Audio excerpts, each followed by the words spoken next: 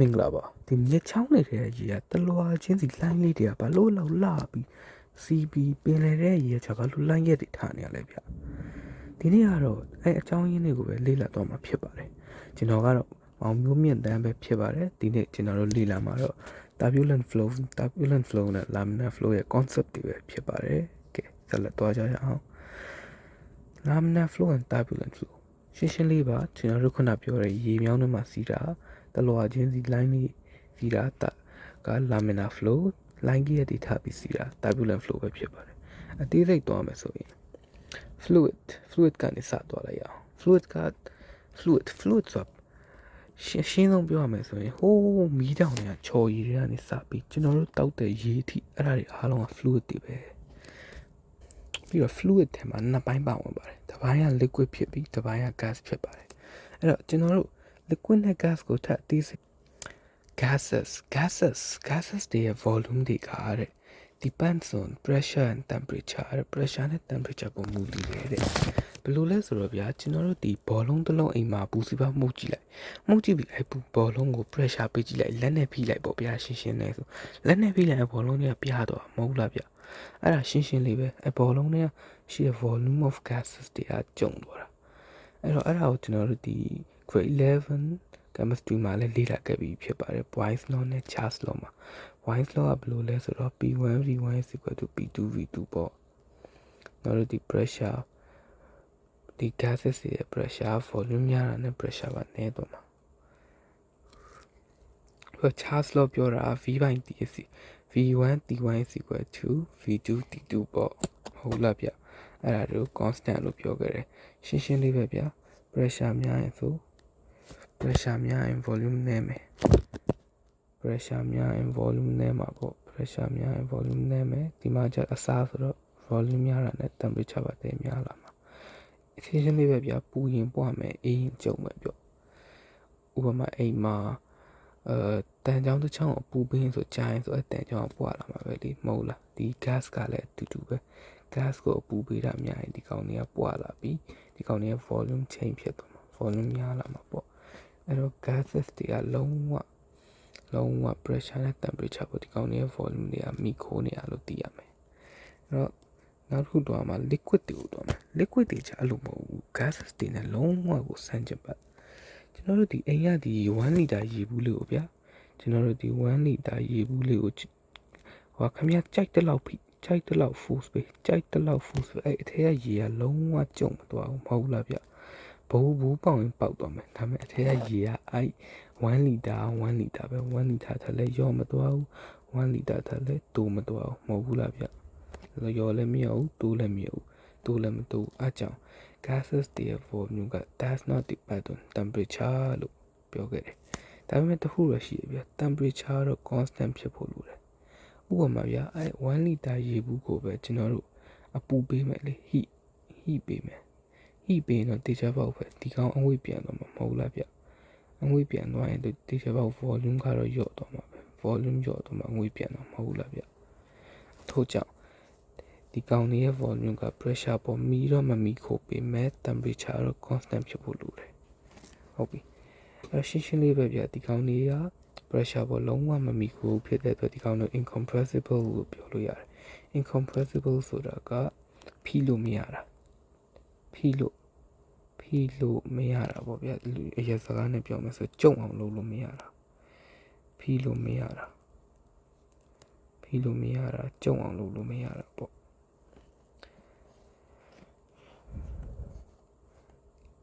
that is theအဲ့ဒါကိုဆက်ရှင်းတယ် incompressible ဆိုတာပြောတာကိုအနောက်ကဆက်ရှင်းတယ် that is density ဆိုတာဒီပါတယ် rho is equal to m/v rho is equal to v/m ပေါ့ဗျာဒီ volume တစ်ခုမှာ mass တွေဘယ်လောက်စုပြုံနေတယ်လဲဆိုတာကိုပြောတာ density တိတ်သီးစာပေါ့ဥပမာလွယ်အောင်ပြောမယ်ဆိုဒါရက်ကွက်နှစ်ခုရှိတယ်ဗျာဒီရက်ကွက်နှစ်ခုက size ကတူပဲရှင်းလေးပဲ volume တူပဲ v1 = v2 ဒီမှာလူနေများတဲ့ဒီရက်ကွက်ကလူနေများတော့ဒီကောင်ရဲ့ rho density ကများတာပေါ့ဒါ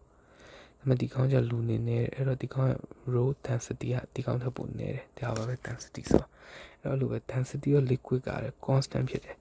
အဲ့တော့လုံးဝ မပြောင်းဘူးဒီ area မှာဒီလောက် mass ဆိုဒီလောက် mass ပဲလုံးဝမပြောင်းဘူးဘယ်လောက်ပဲ pressure ပေးနေပါစေလုံးဝမပြောင်းတော့အဲ့ဒါကို incompressible လို့ခေါ်တယ်ဒါပေမဲ့တခုတော့ရှိတော့ပေါ့ temperature တော့ constant မှာပဲထားမယ်ဟုတ်ပြီအဲ့တော့ဆက်သွားမယ် in the flow of fluids တွေရွေးတဲ့နေရာမှာ the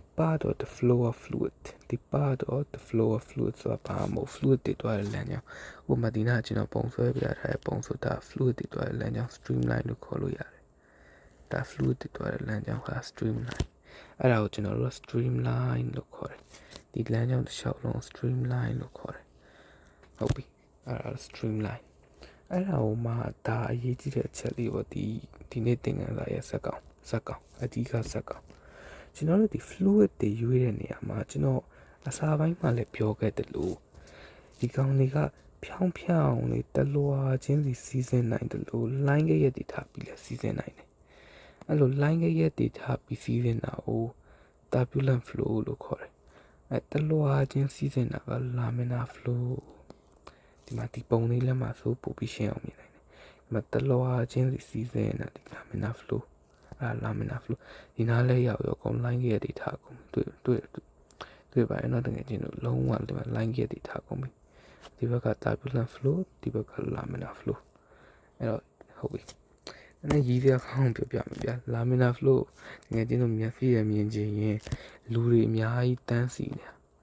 တနေရာထဲမှာလူတွေတန်းစီနေတာအဲ့ဒါ laminar တစ်ဖြောင်းထဲမှာဒါပေမဲ့မဟုတ်ဘူး turbulent flow ကြဘယ်လိုလဲဆိုတော့ဒီ concept တို့ပါတော့ဒီ stage show တွေမှာကွာလူတွေပြတ်တိတ်ပြီးတနေရာမှာပြတ်တိတ်ဟိုဘက်ဒီဘက်လို့ပြတ်တိတ်နေတာကို turbulent flow လို့မြင်ကြည့်လို့ရတယ်ဗျာဒါတော့ဟာတာလေးပေါ့ဟုတ်ပြီအဲ့ဒါ streamline ရပုံလေးအဲ့ဒီမှာဆိုလဲကျွန်တော်ပုံပြထားတယ်လို့ပဲပုံလေးဒါဆိုကျွန်တော်တို့ gas ကိုဖိလိုက်တာဗျာဒါဆို gas ကမှကျွန်တော်တို့ဒီဘက်က pressure ပေးလိုက်တော့ gas ကတိုင်းကျုံသွားတယ် pressure ပေးလိုက်တော့ကျုံသွားတယ်အဲကြောင့်ဒီကောင်တွေက gases တွေက incompressible ဖြစ်တယ်ဖိလို့ရတယ်ဒါပေမဲ့ liquid က incompressible ဖိလို့မရဘူးဒီကောင်တွေက compressible liquid တွေက incompressible ဟုတ်ပြီကဲနောက်တော့ဆက်သွားရအောင်ဟုတ်ပြီအခု laminar flow အသေးစိတ်လာပြီကဲ laminar flow ဆိုတာတစ်လုံးနဲ့ပြောရမယ်ဆိုတဖြောင်းနဲ့ line တွေစီးဆင်းနေတာကိုကျွန်တော်တို့ laminar flow လို့ခေါ်တယ်ဒီတိုင်းလေးပေါ့တဖြောင်းနဲ့ line တွေစီးဆင်းနေတာမဒီပုံလေးတိုင်းမှာဒီပုံလေးလည်းမှာ line လေးတွေတဖြောင်းနဲ့ direction ကတဖြောင်းနဲ့ direction တစ်ခုတည်းမှာပဲဥဒိဘတစ်ခုတည်းမှာပဲစီးဆင်းနေတာအဲ့ဒါ laminar flow Satu definition လေးဖတ်ကြည့်မယ် if the fluid particles fluid ထဲမှာရှိတဲ့အမုံတွေက particles တွေက are moving steady ငြိမ်လေးရွေ့ရှားနေမယ်ဆိုရင်အဲ့ smooth parts in layer ဒီ smooth parts in layer ဆိုတလွာချင်းပေါ့ layer ဆိုတာလွာပေါ့ smooth ဆိုတာဖြောင်းပြီးချောနေတဲ့တလွာချင်းတွားနေမယ်အဲ့ဒါကိုပဲပြောတာပါ which each layer moving smoothly past the adjacent layer ဆိုတာဘေးမှာကတ်နေတဲ့ line ပေါ်မှာ layer ပေါ်မှာ moving smoothly ဒါဒီဟာကြည့်ပါပဲဒီအသေးပဲတခုတည်းဟိုမှာသူကအရှိရေးထားပါဒါပေမဲ့အဓိကတော့တလွာချင်းစီ line လေးစီးနေတာအဲ့ဒါ laminar flow which each layer moving smoothly past the adjacent layer with no mixing လုံးဝမရောဘူးဗျာဥပမာဒီနှကောင်ကဖြတ်လိုက်ပါမယ်ဒီနှကောင်ကလုံးဝလို့ရွေ့နေတယ်လို့ရောမသွားဘူးအဲ့ဒါဆို turbulent flow ဖြစ်သွားပြီအဲ့လိုလုံးဝမဖြစ်ဘူး with no mixing လို့သူပြောထားတယ်လို့လုံးဝမဖြစ်ဘူးတဖြောင်းနဲ့ပဲအမြဲစီးနေမှာ laminar flow မှာအဲ့လို flow ကို such a flow အဲ့လို flow ကို isခေါ်တယ် laminar flow လို့ခေါ်တယ်လို့ flow မျိုးကိုတဖြောင်းချင်းစီနေတဲ့ flow မျိုးကို laminar flow လို့ခေါ်တယ်ဟုတ်ပြီအဲ့ဒါ note လေးတစ်ချက်ဖတ်ကြည့်အောင် in this steady laminar flow ဒီငိမ့်နေတဲ့ laminar flow မှာ streamlines ဒီ line တွေက do not cross each other ဒါလေးကတော့တတ်ပါ do not cross each other တစ်ခုနဲ့တစ်ခုလုံးဝမဖြတ်ဘူးပြီးတော့ ပြီးတော့ဒီ fluid particle တွေအားလုံးကလည်း same velocity နဲ့သွားတယ် same velocity လဲတူတယ်ဒီ not cross each other လုံးဝမဖြတ်ဘူးရှင်းလေးပဲဗျာဒီမှာဆိုလေဒီပုံထဲမှာဆိုလေမြင်တာပါတယ်ဒီကောင်တွေကအကုန် same velocity နဲ့သွားပြီးတလွားချင်းစီတလိုင်းချင်းစီညီညာစီးနေတာဒါတော့ laminar flow ရဲ့တကယ်အမြင်သာဆုံးဥပမာလေးပေါ့အမြင်သာဆုံးဥပမာလေးတလွားချင်းစီဒီမှာဆိုလဲဒါဆိုလဲအရန်လာတဲ့ပုံလေးပါ laminar flow ရဲ့ဒါတော့ရေတကွန်ထူမှာပေါ့ရေတကွန်ထူရဲ့ထိန်သားလေးမှာပေါ့ရေတကွန်တွေကလည်းထူးဆန်းနေပြဒီထိန်သားလေးမှာဒါ laminar flow ဖြစ်တယ်ဒါပေမဲ့အောက်ရောက်လေရောက်လို့ဒီကောင်က turbulent flow ဖြစ်သွားဒါဆိုလဲ laminar flow ရဲ့ example တစ်ခုပါပဲကဲအဲ့တော့တကယ်ချင်း laminar flow ရှင်းသွားပြီထင်တာပဲအဲ့တော့ဆက်သွားရအောင် turbulent flow ကဲ turbulent flow ဆိုတာပါလေရှင်းလေး laminar flow ရဲ့ပြောင်းပြန်ပေါ့ဟိုကောင်တလွာချင်းစီစီမယ်ဆိုဒီကောင် line gear တွေ special ထားပြီးစီမှာဟိုဘက် direction ပြောင်းလိုက်ဒီဘက် direction ပြောင်းလိုက်နဲ့ line gear တွေထားပြီးစီမှာဟိုပြောင်းဟိုဘက်ကို cross လုပ်ဒီဘက်ကို cross လုပ်ပြီး direction ပြောင်းစီမှာဥပမာဒီပုံနဲ့လို့ပေါ့အဲ့လိုဟာမျိုးကို turbulent flow လို့ခေါ်တယ် turbulent flow ရဲ့ definition လေးဖတ်ကြည့်အောင် if the flow or part of the fluid ဟုတ်ပြီ particles are irregular မညီညာဘူး irregular မညီညာဘူး but their direction is always changing သူတို့ရဲ့ direction တွေကအမြဲပြောင်းနေတခါဟိုဘက်စီလိုက်တခါဒီအောက်ကိုစီလိုက်တခါတစ်ဖြောင်းနဲ့စီလိုက်တခါပေါ်စီလိုက်အဲ့လို direction တွေကခဏပြောင်းနေမယ်ဆိုရင်ပြီးတော့အဲ့ဒါ direction ပြောင်းတော့တနည်းအားဖြင့်ကျွန်တော်တို့နောက်တစ်လုံးခေါ်တာ wheeling လို့လည်းခေါ်တယ် wheeling ဆိုတာဘာမှမဟုတ်ဒီဒါလေးတွေ wheeling လို့ခေါ်တယ်ဒီဒါလေးတွေ wiggling this fluid movement ဒီလိုရွေ့နေတဲ့ fluid ကို is called ခေါ်တယ် turbulent flow လို့ခေါ်တယ်တဲ့အဲ့လိုမညီမညာပဲ line ကရက်တွေထားပြီးရွေ့နေတဲ့ flow ကို turbulent flow line ကရက်ထားရွေ့ရှာမှုလို့ခေါ်တယ် line ကရက်ထားရွေ့ရှာမှုကဲဒါလေးက laminar flow ရဲ့ဥပမာပုံလေးတစ်ခုပါဒါလေးကလည်းဒါတော့ speedboat motor ကြောင့်ဖြစ်သွားတဲ့ line တွေပေါ့ဗျာ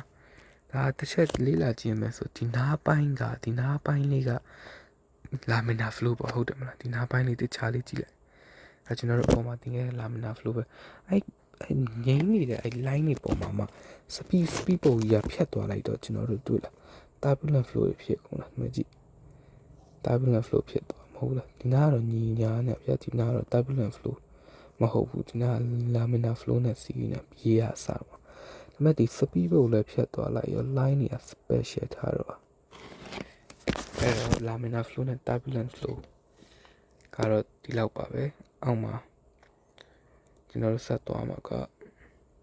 ကတော့ textbook ထဲကပုံလေးပေါ့ဒီပုံလေးကလည်းတော်တော်လေးမေးကောင်းပါတယ်စာမွေးမှာဒါဥပမာ streamline တွေကိုဆွဲဆိုဒီပုံလေးဆွဲပေးရမှာဖြစ်ပါတယ် laminar flow ဆွဲဆိုဒီပုံပေါ့ဒါ laminar flow turbulent flow ဒီပုံလေးပေါ့ဒီပုံလေးဆွဲပေးရမှာဖြစ်ပါတယ် turbulent flow ဆွဲ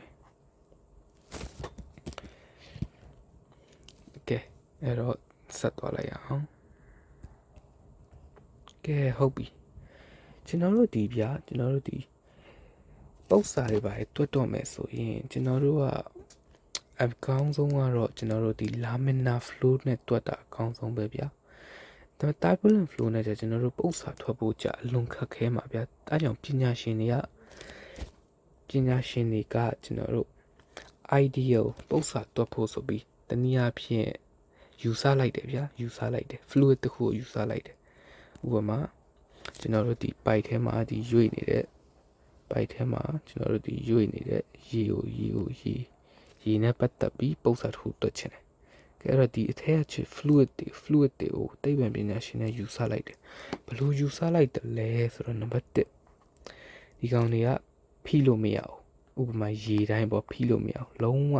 pressure ဘယ်လောက်ပေး volume ကလုံးဝနည်းမသွားဘူး။အဲ့လိုယူဆလိုက်တယ် pressure ဘယ်လောက်ပေး volume ကလုံးဝနည်းမသွားဘူးအများတန်း constant ပဲ။ကြိုက်လောက်ဖိစမ်းအဲ့လိုဟာယူဆလိုက်တယ်နံပါတ်2 ဒီကောင်းတွေကပုတ်အားမရှိဘူးဗျပုတ်အားဆိုတာ friction ပေါ့ no friction မရှိဘူး friction မရှိဘူးလို့ယူဆရဗျာသိပ္ပံပညာရှင်က friction မရှိဘူး number 3ချက် laminar flow ဖြစ်ရမယ် turbulent flow လုံးဝထဲ့ကိုမစင်းစား laminar flow ဖြစ်ရမယ်အဲ3ချက်နဲ့ကိုက်ညီရင်ဆိုကျွန်တော်တို့က ideal laminar flow လို့ခေါ်တယ် ideal laminar fluid flow ပေါ့ ideal laminar fluid လို့ခေါ်တယ်အဲကျွန်တော်ပြောတဲ့အတိုင်း number 1ချက် incompressible ဖြစ်ရမယ် pressure ဘယ်လောက်ပေးပေးဒီကောင် volume ကလုံးဝနည်းမသွားရဘူး pressure ဘယ်လောက်ပေးပေး the fluid has no friction ပုတ်အားမရှိဘူးဗျဥပမာဒီကောင်ရွေ့နေတဲ့ရေကဒီ pipe ပေါ်မှာတွားပြီးပုတ်တာစီးကတ်တာအဲ့လိုမရှိစေရဘူးဥပမာပြားရည်လိုဟာမျိုးဆိုလုံးဝစီးကတ်မှာဗျာရေလိုဘလို့မှစီးစင်းနိုင်မှာမဟုတ်ဘူးအဲ့တော့ပြားရည်လိုဟာမျိုးမဖြစ်ရဘူးအဲ့လိုအတိတ်ပဲအဲ့ဒီမှာသူတစ်ချက်အဲ့ friction ကိုလည်းရှင်းပြထားတယ် internal friction အဲ့ဒီ pipe ထဲမှာရှိတဲ့ friction ကတဲ့ viscosity လို့ခေါ်တယ်ကျွန်တော်အရှိပုံမှာလဲ viscosity ဆိုတာပြောပြပြပါပြီ viscosity ဆိုတာစီးကပ်မှုဆိုတာအရှင်းဆုံးမြင်ခြင်းပဲဆိုရင်ပြားရည်ကစီးကပ်မှုများတဲ့အကြောင်းစီးစင်းရခတ်တယ်ပြားရည်ရဲ့ V viscosity ပြားရည်ကအရင်များတဲ့အကြောင်းစီးစင်းရခတ်တယ် VH2O ကနည်းတဲ့အကြောင်းစီးစင်းရလွယ်တယ်ဟုတ်ပြီအဲ့လိုဆိုရှင်းနားလည်လောက်ပြီအကြောင်း zero viscosity လုံးဝမရှိဘူးအဲ့တော့လွယ်နဲ့စီမလို့ကျွန်တော်တို့သတ်မှတ်ရမယ်အဲ့နံပါတ်1ချက်နံပါတ်3ချက်ကအဲ့ fluid flow laminar flow ပဲဖြစ်ရမယ် turbulent flow is not taken into account turbulent flow လုံးဝကိုထည့်သွင်းမစဉ်းစားဘူးအတိတ်ပဲကျွန်တော်တို့ဒီထဲမှာစီးနေတာလုံးဝ laminar flow ပဲ direction တစ်ခုပဲဒီလို line ကြီးရည်ထားတာတွေပဲလုံးဝမရှိဘူးဟုတ်ပြီအဲ့တော့ number 3ချက်က the fluid flow sorry တူ example လေးပေးထားတယ် example က sea breeze ဆိုတာဘာမှမဟုတ်ဒီပင်လယ်လေညင်းကျွန်တော်တို့ example ပေးထားပင်လယ်လေညင်းက laminar flow တဲ့ဒါပေမဲ့ပင်လယ်ထဲမှာတိုက်တဲ့မုန်တိုင်းကကြ turbulent flow မဟုတ်လားတကယ်ချင်းတို့ပင်လယ်လေညင်းကဖြည်းဖြည်းချင်းတလွာချင်းစီတိုက်တာ direction ကလည်းဥတီဘကလည်းတစ်ဖက်တည်းဖြည်းဖြည်းချင်းစီတိုက်တဲ့အဲ့ဒါ laminar flow ဒါပေမဲ့မုန်တိုင်းကအဲ့လိုမဟုတ်ဘူးရန်ခါပြီး wave တွေနဲ့တိုက်တာလုံးဝ line ကြီးတွေထောင်းလုပ်ပြတာပင်လယ်ကြီးတစ်ခုလုံးအဲ့လိုဟာမျိုးကြ turbulent flow အဲ့တော့ဒီမှာဒီပုံထဲမှာတော့စာတော့ဖတ်တော့ပါဘူးအဓိက ideal fluid ဆိုရင်ရေရမြန်လေးနဲ့ကောင်းလေး ideal fluid မဟုတ်ရင်အဲ့လိုမစီးတဲ့အတွက်ပု္ပ္ပစာတွက်တဲ့နေရာမှာကျွန်တော်တို့အလွန်အခက်ခဲရောက်မှာဖြစ်တဲ့အတွက်ရိုးရိုး fluid နဲ့မတွက်ဘူး ideal fluid ဆိုပြီးယူဆပြီးတွက်မှပု္ပ္ပစာတွက်ရလွယ်မယ်အဲကြောင့် ideal fluid ဆိုတာပေါ်လာတယ်ပြီးတော့ ideal fluid ပေါ်မှာ pressure ဘယ်လောက်တက်ရောက်ဒီကောင်ဘာမှမဖြစ် pressure ခံနိုင်တယ်ဒီဘက်ကကျ pressure မခံတော့ ideal fluid မဟုတ်ဘူးအဲဒါတွေကတော့စာတွေပေါ့ဗျာideal fluid ဆိုတာ ideal fluid က zero viscosity ရှိတယ်ဖြီးလို့မရဘူးပြီး infinite bulk modulus ဆိုတာ infinite bulk modulus ဆိုတာကသူကဒီအပေါ်က incompressible နဲ့လုံးဝအဓိပ္ပာယ်တူပဲဗျာ infinite bulk modulus ဆိုတာ incompressible နဲ့လုံးဝအဓိပ္ပာယ်တူပဲအဲ့ဒါဥမာဘာလို့နှခါရေးထားမှမသိဘူးဒါတော့ကျွန်တော် Google ယူထားတဲ့ပုံပေါ့ဗျာsurface tension လုံးဝမရှိဘူးမျက်နှာပြင်တင်ရမရှိဘူးပေါ့ပြောချင်တာအဲ့ imaginary ဟုတ်ကဲ့လာပြီကျွန်တော်ပြောယူဆတယ်ဒါပေမဲ့တကယ်မရှိဘူးယူဆထားတာပု္ပ္ပစာတွက်လို့လွယ်အောင်ယူဆထားတာတကယ်မရှိဘူးဒါက ideal fluid ဒါ real fluid ဆိုရေပေါ့ရေတော့မဟုတ်ကျွန်တော်တို့တည်နေတဲ့ဥပမာလေတို့ပါတို့ ideal real fluid viscosity ပေါ်အားရှိတယ်can be compressed ရေရတော့ဒီနေရာမှာ compress လုပ်လို့မယ်လေကြ compress လုပ်လို့ရတယ် finite bulk modulus ဆိုရှင်းလေးပဲဒါနဲ့အဓိပ္ပာယ်တူပဲဒီနှကောင်အဓိပ္ပာယ်တူပဲ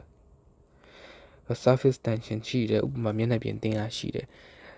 ပြီးတော့ exist in nature ဒါမှတကယ်ဘဝမှာရှိတဲ့ရေမျိုးစားကဲဟုတ်ပါပြီ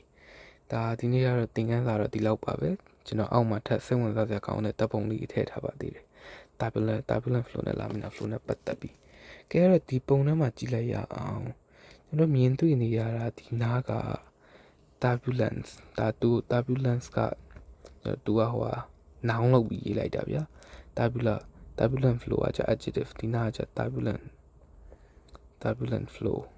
မဟုတ်လားဗျ line ခဲ့တွေလုံးဝ line ခဲ့တွေထားပြီးရွေးနေဒီမှာဆိုလက်ကြည့်ဟိုဘက်ရွေးလိုက်ဒီဘက်ရွေးလိုက်နေဒီနားလဲရောက်ရော riffles ဆိုတာက laminar flow နဲ့ turbulent flow ကြားတွေက fin တွေပေါ့ဗျာဒီနား laminar flow လုံးဝကြည့်လိုက်လုံးဝချောနေဒီနားလေးကမဟုတ်လားလုံးဝတလွာချင်းစီလှ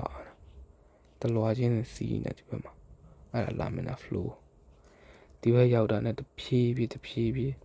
turbulent flow ဖြစ်သွားပြီဒါ eddy line ဒီမှာ eddy line ဆိုတွေ့ပါလိမ့်မယ်ဒီအပြာရောင်လေးအဲ့အပြာရောင်လေးကဒီ laminar flow နဲ့ turbulent flow ကြားတွေက boundary လေးပေါ့ border ဒီဘာပြောရမလဲနယ်စပ်ပေါ့ဗျာနယ်စပ်လို့ပြောရမှာဒါလေးပေါ့ဒါဘဟုတုတလေးပေါ့ဗျာနောက်အောက်မှာထပ်ပုံလေးရှိပါသေးတယ်ကဲဒီမှာ differences between laminar flow and turbulent flow ဆိုပြီးဒါ laminar flow ဒါလုံးဝ line ရည်ထားပြီးကျွန်တော်တို့ဒီရေချိုးကန်တွေကဒီဟိုပါပေါ့ဒီလက်ဆေးကန်တွေကပိုက်ပေါ့ဗျာဒါဒီနေရာမှာကျ laminar flow ဒါတော့ရှင်းရှင်းလေးပဲကျွန်တော်တို့ဒီဘားကိုအပေါ်ဆုံးထိတင်ပြီးရေကအမြန်ဝင်လာတဲ့ဒါဘားလေးကိုနည်းနည်းလေးပဲတင်ထားတော့ရေကဖြည်းဖြည်းချင်းတလွာချင်းစီဝင်လာတယ်ဒါကြောင့်လုံးဝ line ရည်ထားပြီးဝင်လာတယ်လုံးဝ line ရည်ထားပြီးဝင်လာတယ်ဒီမှာဆိုလဲအတူတူပဲကျွန်တော်တို့ basin ထဲမှာကြာတဲ့ရေကlaminar flow ဒီထက်ရောက်ပြီးအားလုံးပြန့်ကျဲသွားတာ turbulent flow ဖြစ်သွားတယ်ဒီပုံလေးဆိုလဲလာတယ်ဗျာအယောင်လေးနဲ့ laminar flow turbulent flow ကဲဒီပုံလေးမှာဆိုလဲ laminar flow ကနေတဖြည်းဖြည်း turbulent flow ဖြစ်သွားပုံလေးကို diagram ဆွဲထားဒီကြားတဲ့ transitional state ဆိုတာ transition ပြောင်းလဲတာပေါ့ဗျာ laminar flow ကနေ turbulent flow ပြောင်းလဲတဲ့အဆင့်လေးပေါ့တဖြည်းဖြည်းချင်းသူကတဖြည်းဖြည်းဖြောက်နေတယ်ဖြည်းဖြည်းရွှေ့line နေများလာတာဒီဘက်ရောက်တော့အများဆုံးဖြစ်သွားပေါ့အဲ့လိုလေဒါလည်းထုံနီးတူသွားပဲဒီနားရောက်တော့ turbulent flow ဒီနားမှာကျ laminar flow တဖြောင်ချင်းလေးစီးနေတာဒီဘက်ရောက်တာနဲ့ turbulent flow ဖြစ်သွားတယ်ဒါဆိုလဲအတိုင်းပဲထုံနီးတူသွားပဲကဲကျွန်တော်အဲ့လောက်ပုံနေလဲပြပြီးဆိုတော့ဒီနေ့အတွက်ကတော့ laminar flow နဲ့ turbulent flow ဆိုတာတအီးနိုးထမိတောင်ခွဲတက်လောက်ပြီးထင်တာပဲဟုတ်လားတကယ်ချင်းတို့ကဲဒီနေ့ကတော့ဒီလောက်ပဲကဲဒီအခုဒီကြည့်ရှုပေးတဲ့တကယ်ချင်းတွေအားလုံးကိုလည်းအထူးကျေးဇူးတင်ပါတယ်ဒီလိုဗီဒီယိုလေးတွေထပ်အတွက် like subscribe လေးလည်းလုပ်ပေးတော့ပါအောင်တကယ်ချင်းတို့ကဲကျေးဇူးတင်ပါတယ်အားလုံးကိုပဲမင်္ဂလာပါ